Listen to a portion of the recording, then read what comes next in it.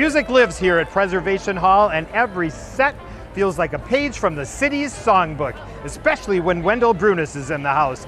If you're looking for something to do and you're on the Viking, Mississippi, and you're strolling around the French Quarter, I definitely would put Preservation Hall on your list.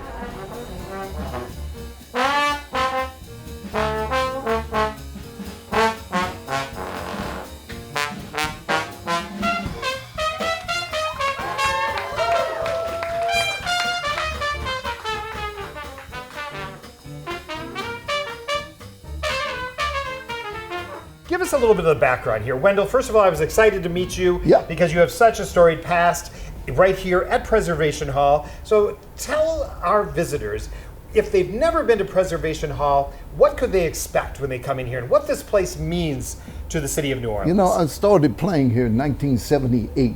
I was playing a job on Bourbon Street, and I came down, I was parked here, and I came down the street and I was wondering, what are those old guys doing at Preservation Hall? Now I'm the old guy. Now you're the old guy, okay. And I came here, and they didn't have a trumpet player. So I said, you guys need a trumpet player? This is, man, I grew up knowing my father was a trumpet player, you know, and my uncle played here. And it's just, I came in here, I sat down, I started playing, and come to find out, the real trumpet player was in the back having a sandwich. I didn't know that. So you took his trumpet? So I took it. So I had my trumpet, but then he came to this door and he opened like, who's playing in my place, you know? And that was then I felt, oh, did I violate something, you know? Sure. But then he said, hey, get him a chair. Because this is what we do at Preservation Hall.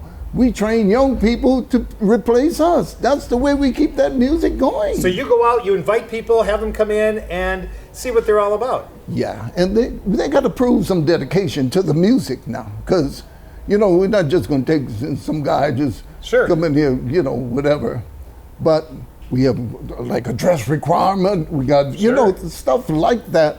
Teaching people to be professionals rather than, you know, just an incidental musician. Right, so it's not just music, it's all about teaching them how to work in the industry. Of course. All right.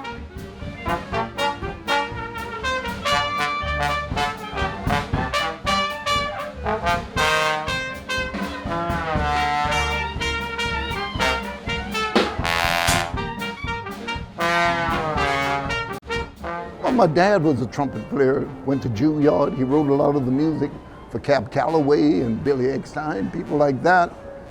My uncle played here at Lester Santiago. The Santiago family had come from the Philippines, and they were a great musical family. And of course, everybody here is influenced by Louis Armstrong, but we had Red Allen, and you know, then I started listening to people like Dizzy Gillespie and Clifford Brownlee Morgan, and you know, all of those guys become you. This is what I always say to young people. Transcribe a bunch of people, 25 or 30 people. Then those 25 or 30 will become you.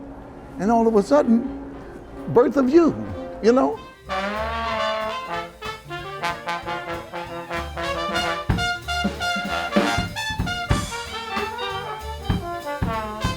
It's preserving culture also, and that's the thing you can't buy. You can't study.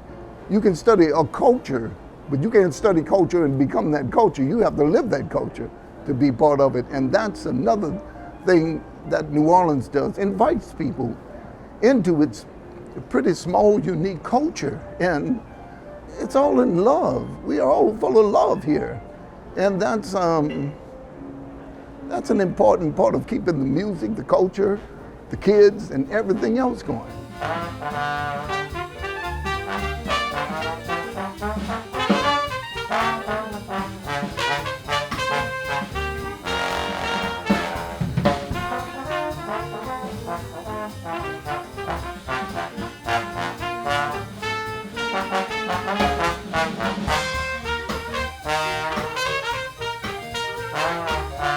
Caroline, how did you end up at Preservation Hall?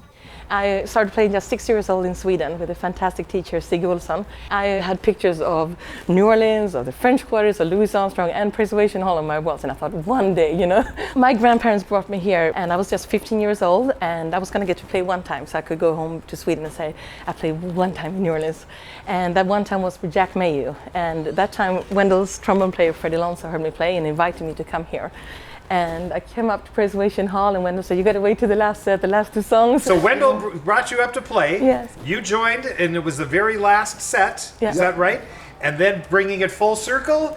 How did this happen that you're now are part of the musicians here at Preservation Hall? I got a full scholarship from University of New Orleans when I was 19, and that's when I moved here and studied, and then I really developed my improvisation under Wendell, and I'm just forever grateful. And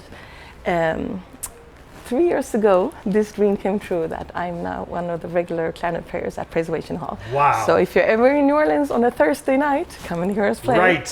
When you're on when you're on the Viking, Mississippi, and for some reason, if you didn't get a chance to hear Caroline and Wendell, come down to Preservation Hall because then you'll hopefully be performing here. Yes. Exactly And right. this is truly the #1 spot for traditional jazz on the planet. So you don't want to miss this place.